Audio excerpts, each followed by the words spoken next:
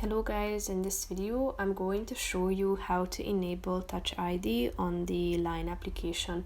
But first I just want to mention, don't forget to subscribe to my channel because at 10,000 subscribers I am going to show you my whole YouTube revenue statistics and growth strategy, how to make money online. Now let's jump into it. First of all, open the application on your phone.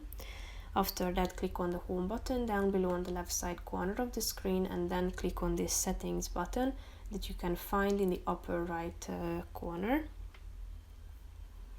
Click on the privacy button within the personal info section. That's the second option, and after that all you have to do is clicking on the use Touch ID button on the right side of the screen. Then you should enter your passcode below, and then you will be able to enable the Touch ID.